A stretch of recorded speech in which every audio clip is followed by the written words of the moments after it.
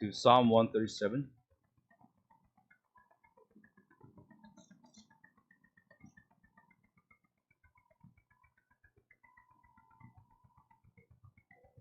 Psalm 137.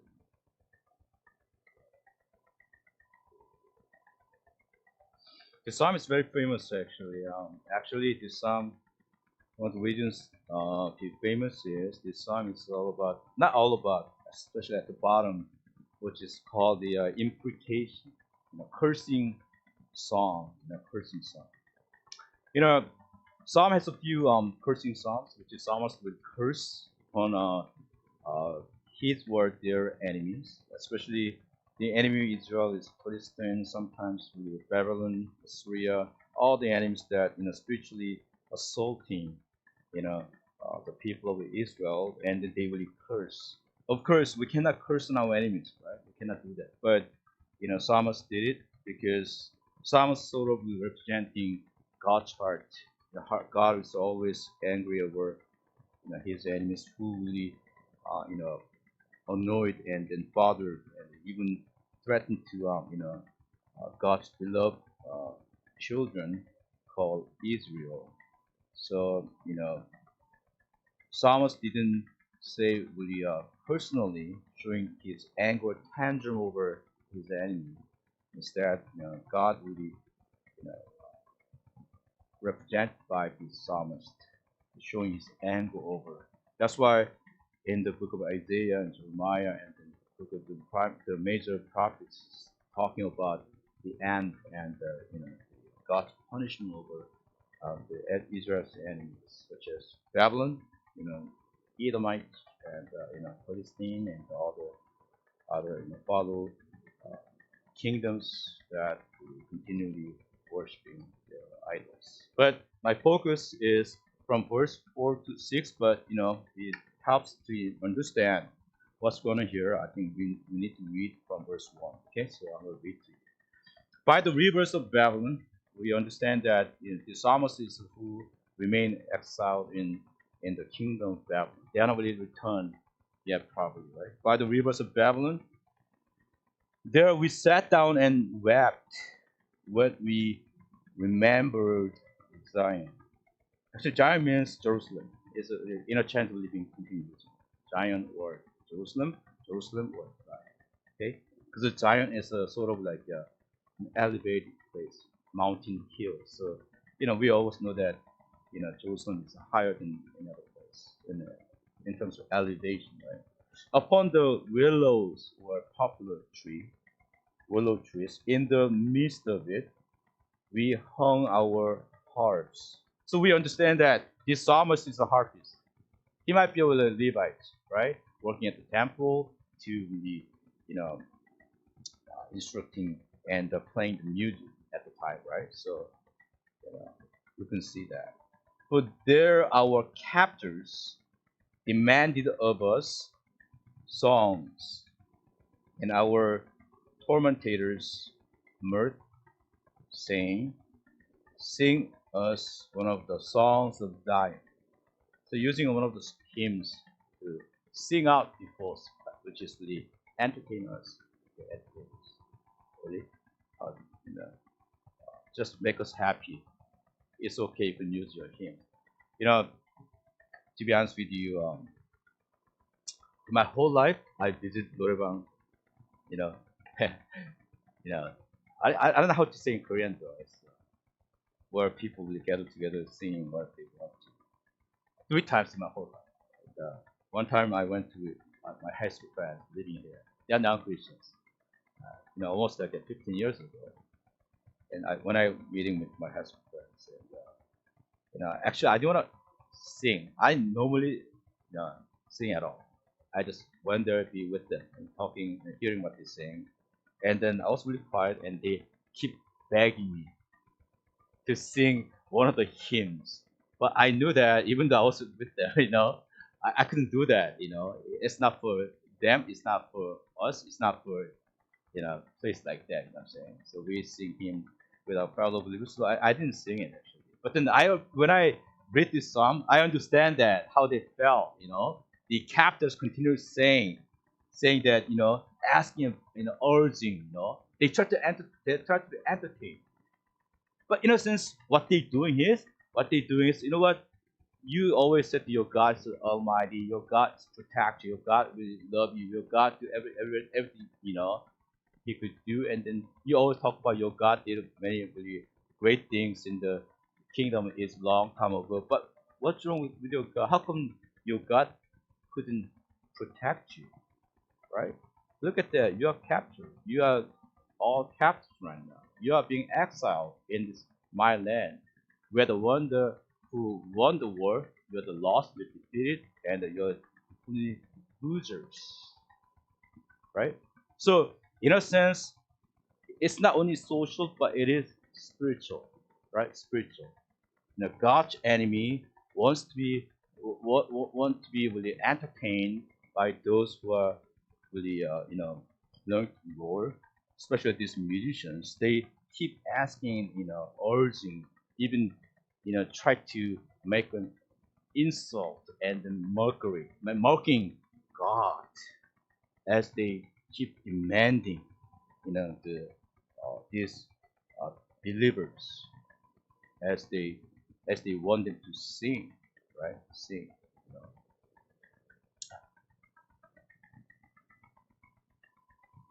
So from verse 4,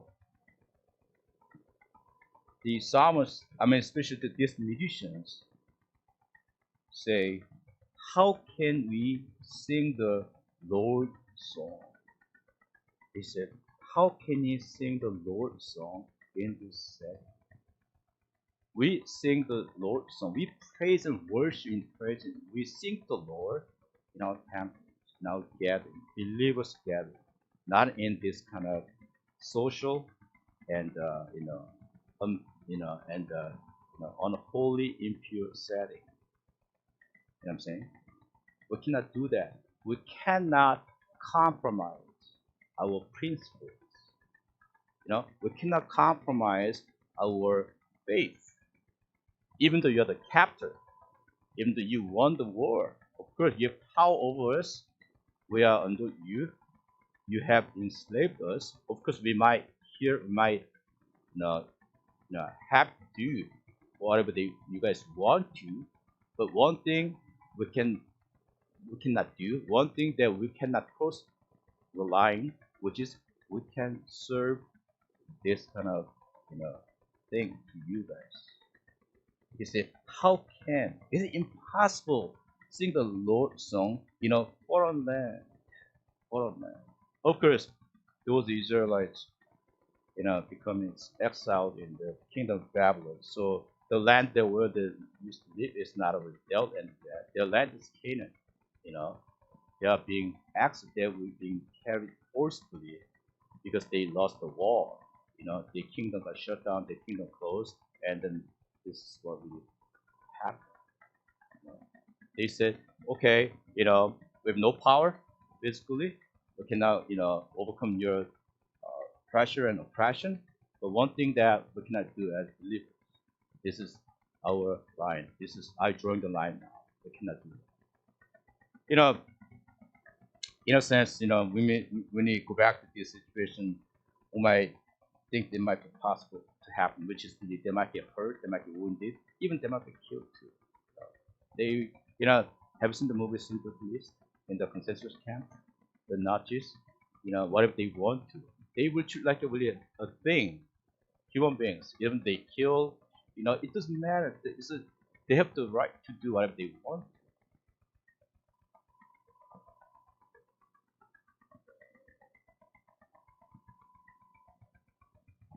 One thing we should learn about this world, we're living in a very, very complicated world now. We see, you might know probably, that some Christians will jump on the bandwagon of this Christian.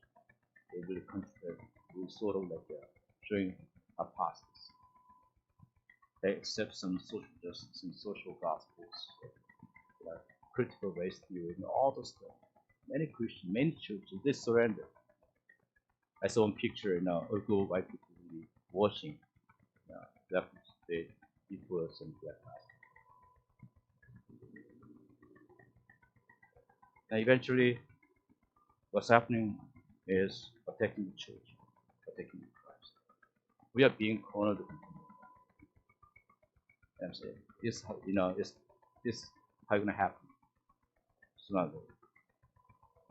Eventually, what they do is hating Christ, hating Christianity, you know, and they keep demanding more.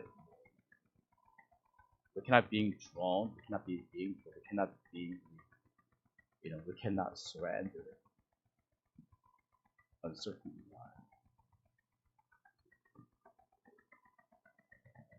So the question is, how can this musician stand strong against this enemy's demand? I mean, it's more to say it's a command, right? It's they order to do it, or you'll be hurt.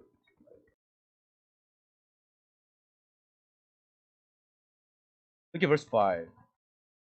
This is interesting. Look at verse 4. How can we sing? And then now from verse 5, if I, from we to, right? This is what I'm not to cross the line, not to compromise.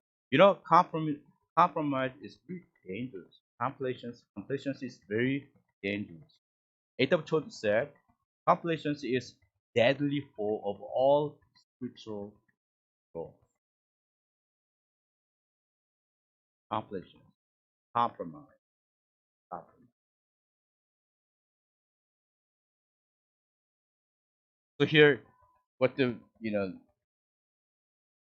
magicians do is they sort of practicing Matthew 7 verse 6, which is do not give what is holy to dogs, and do not do your first before swine, or they will trample them under their feet and turn and tear you. So I don't want to give what is holy, what is noble to the swine, which they don't deserve at all. Someday we're gonna face this moment. So how can it stand? How can it stand strong? Not to be compromised, not to be, giving our halfway, giving, just yielding, just making a deal with the our enemy. Verse 5 she said, if I forget you, O Jerusalem. So Psalmist said, I'm not forgetting Jerusalem. But he said, let's say, suppose if I forget you, may my right hand forget her guilt.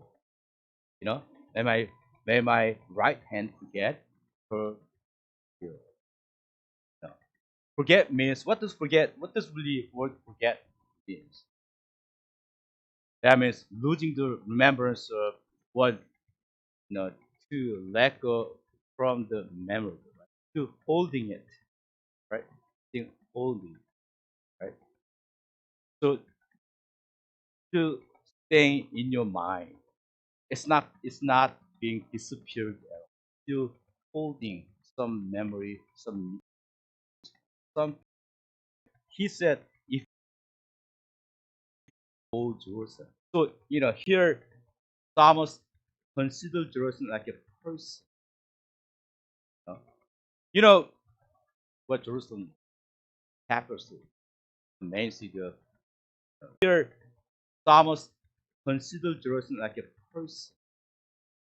You know, you know what Jerusalem capital city, the main city of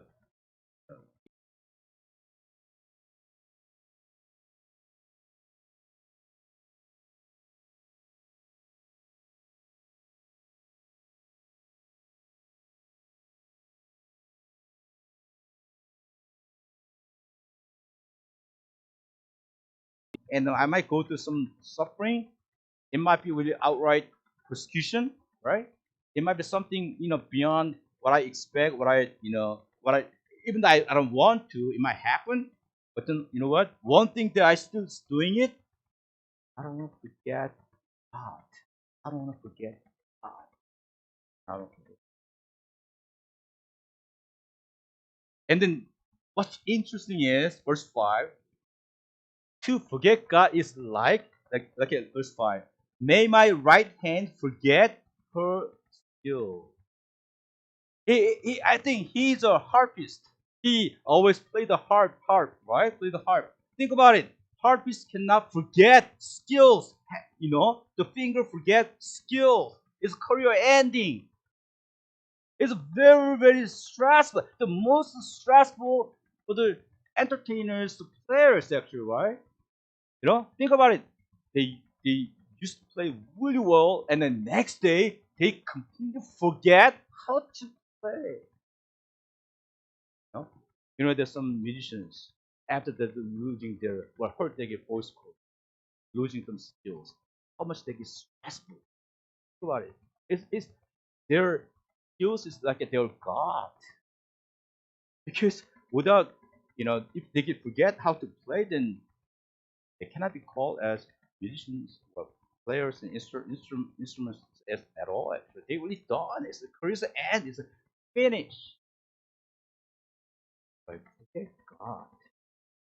Then in my right hand, which is I'd rather forgetting my skills instead of forgetting God. That's what I'd rather forget my skills instead of forgetting God.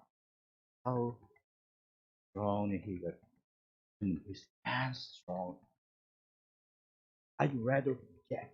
I'd rather give up my skills. I'd rather my instrument. I'd rather give up my anything important to me, not to forget. No, not to forget God. Not to forget God. Not forgetting God is very good. Very good. Very, you know, wonderful thing. Psalm 103 verse 1 through 5 is what David says. Bless the Lord, O my soul, and all that is within me. Bless his holy name. Bless the Lord, O my soul, and forgot none of his benefits. Which benefit? Who pardons all your iniquities, who heals all your disease, who redeems your life from the pit, who crowns you with a loving kindness and compassion, who satisfies your years with good things, so that your youth is renewed like the eagle. See? I mean, this is what God has done to David. You know, he satisfies, he will save, and then what he will crowns him, he redeems him, and he heals, and then and then what? You know, there's so many things God has done. You know, and then it's so on and so forth. It continually go around. Actually, so many things. But to know and then not to forget what God has done.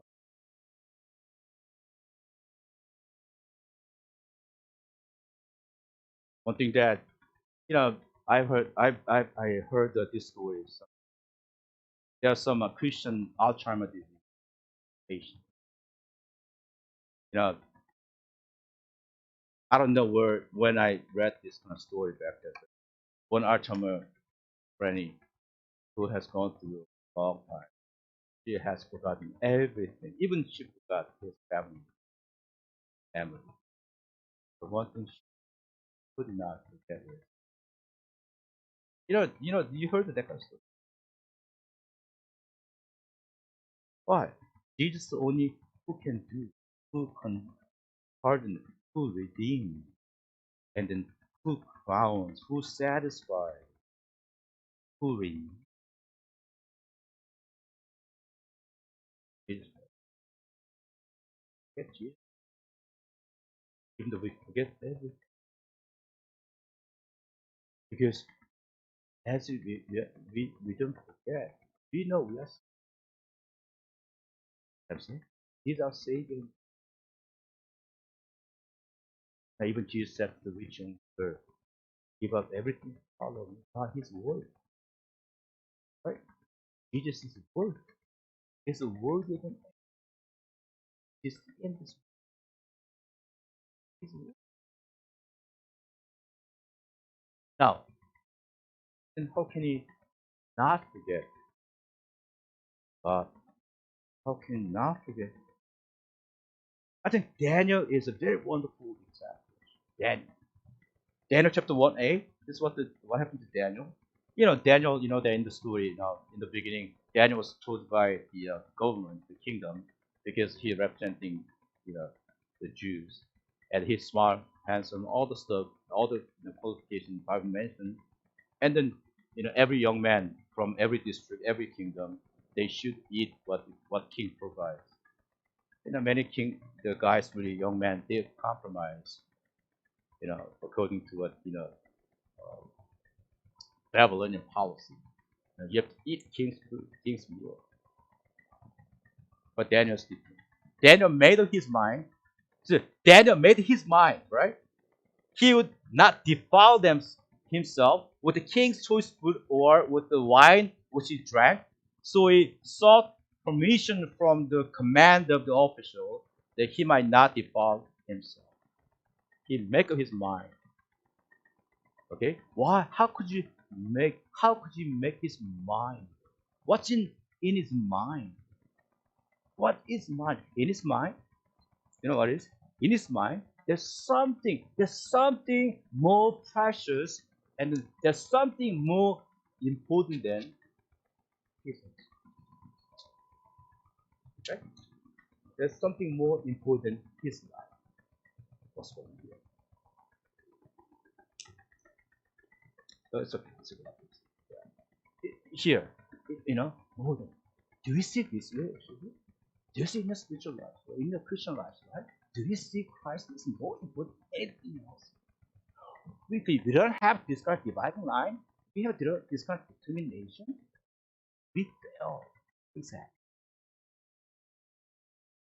No, I'm sure we fail actually. We compromise, we give up, we ill. We might do something half actually. It's gonna kind of really, half baked potato. It's possible actually. But Daniel is like, he's ready. Okay, whatever happens, whatever really chance come toward me, you know what? I have somebody who's stronger, bigger, and more precious and treasure than my life, my inheritance, and my heredity, and my asset, my knowledge. It's not important, actually.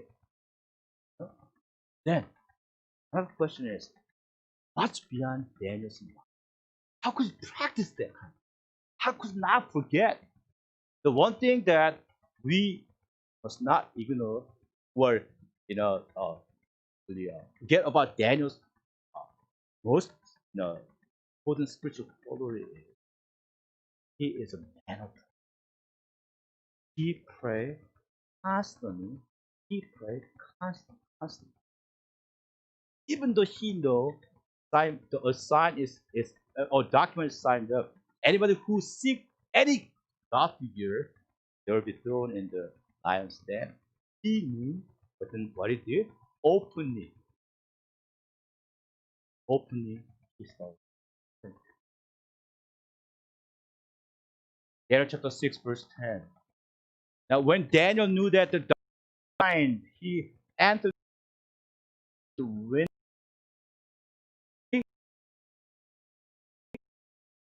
Wow, he knows to whom he prayed. No? He knows, no, who God is.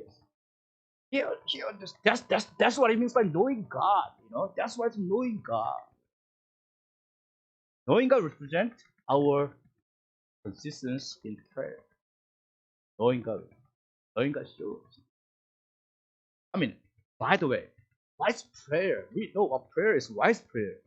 I just read now John Calvin's on prayer, and then Colin Smith he quote from John Calvin. Okay, let me read to you. This is really wonderful.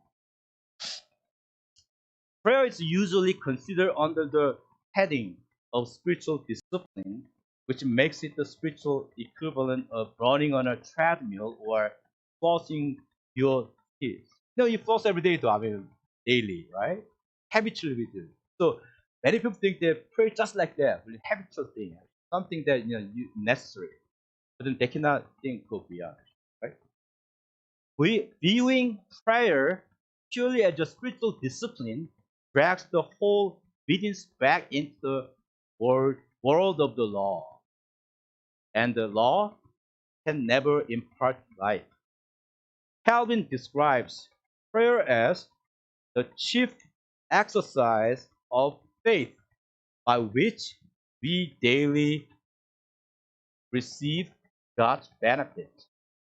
John Calvin used the illustration of file of John Calvin used the illustration of field in which God has buried best treasure. God points out the treasure in His Word. Faith believes what God says, and prayer is the spade with which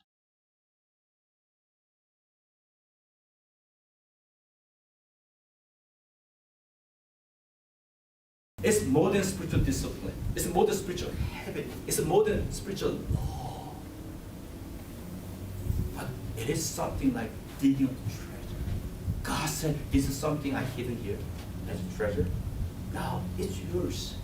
And you have to dig it up. Take it out. Right? How? By prayer. By prayer. This is how Daniel prayed. This is how Daniel understood. That's why, that's why, even though he knew he's going to be thrown into the lion's den, for sure, but then he couldn't give up. As you pray, you cannot forget God. You know what I'm saying? As you pray, you cannot forget God. Why? Let me tell you. Let's go back to Psalm chapter 3. This one I really meditate this morning. Psalm chapter 3.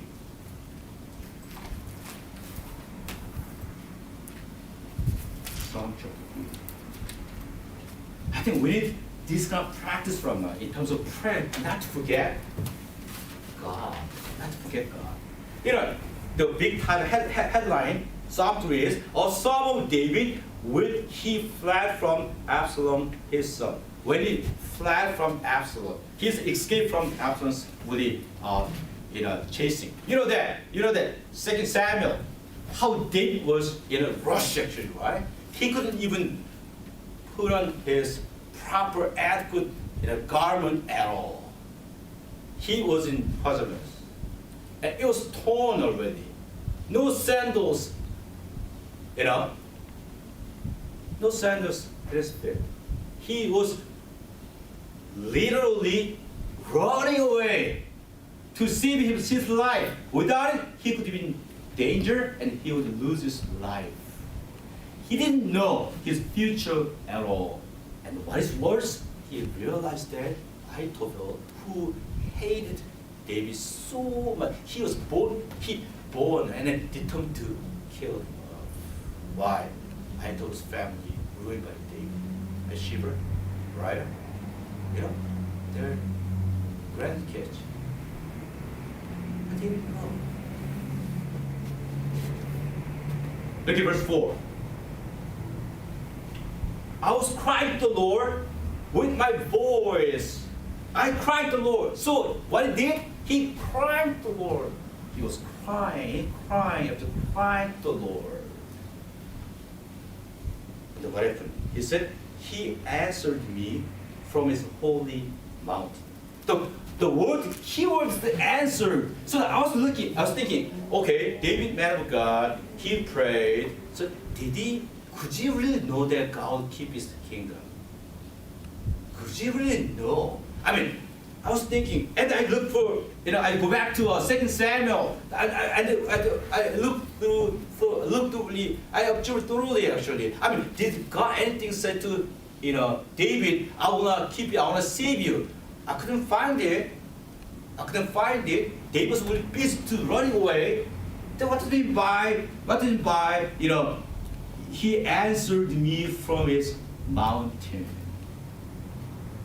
I want to look at a bigger picture. God answered me as, in a sense, God heard. God heard. Do you know what I'm saying? God heard. The one who has ear to hear. When you pray, God heard. If God hears, then He will answer whatever it might be in His sovereign will. Amen? David didn't know he's going to be saved. He just prayed like a kid to his father, save me, keep me, preserve me, please help me. And he knew, as usual, God answered. He doesn't know what's going to happen. But he knows God hears and God will do properly anything he wants to do. Why? He is a sovereign God. How do you know? Verse 3, you, Lord, are shield about me, my glory, the one who lifts my head. He has such a faith in God. That is his God. So he said, he answered me from his holy mountain. And then he's really so much convicted by the fact that God answered. Tonight, you pray, you must believe that he will hear. Amen? You must believe that. I mean, you are here to pray and then just forgetting that, God, that's blasphemy, actually. You are here to pray, and then God will hear. This is something we must do every time. Whenever we pray, we must believe that God already heard. I don't know what's going to happen beyond that. Whatever it happens, that's the best. Amen? Right? Best what? Whatever happens best. Because God is sovereign God. He knows what I need most. He knows what I need. Right? Even though it's not happening based on what I want to, but it will happen based on what I need. Amen? God let it do that. And then look at verse 5. I lay down and slept. I walk, for the Lord sustains me. I am not afraid of 10,000 of people who have set themselves against me round about. Of course, David prayed that, Lord save me, keep me observed, keep me from this danger. He prayed that. And then what he expects from God is, I'll be done as he decided. And he's relaxed. He trusts. He convinced. He convicted. He trusts after he prayed. Right? And expect that God's will be done. Why do I say that? Because we must have this kind of prayer constantly, consistently. It helps us to not to forget. Our relationship, we are completely tied with the Lord. This cannot be a cut. Because we know who God is, and we depend on Him in our prayer. All powerful, loving, He is good at shielding us. He is good at protecting us. He wants to lift our head up. He's the Lord. And He is our Father. I think Psalmist is the same right here. Why he doesn't want to, why he doesn't want to compromise? Because he doesn't forget God. How? His prayer is a constant prayer. It's a constant communication with the Lord to the fact that He's the Lord of Lords and King of Kings. No wonder. This is how Jesus lived. This is how Jesus would continually finish His work. Why? Jesus' man of prayer. He's a man of prayer. A constant prayer. A consistent prayer. You know what I'm saying? He's publicly, privately, short, long, and mountain, everywhere. He just knee down. Wherever he goes, he found a place where he take a knee, right? Like Apostle Paul. Apostle Paul, the same thing. Wherever he goes, he first spot where he wants to pray. This is how we must. This is how we might not forget God. What happens? We're not going to compromise. Why? What happens? Come on, bring it on. We kneel down, talk to God, and then trust what we have. This is the will of God. We keep going, giving to glory. By prayer, we can be consumed with giving glory. Amen? Being consumed with. This is our life. Being consumed with whatever happens, we always be consumed with God's glory in prayer. Right? God be lifted up. God be lifted up. Do not forget. overcome your situation, your problems. You have to be compromised in our prayer. Like Psalmist did it, David did it, and all the saints did it. Amen.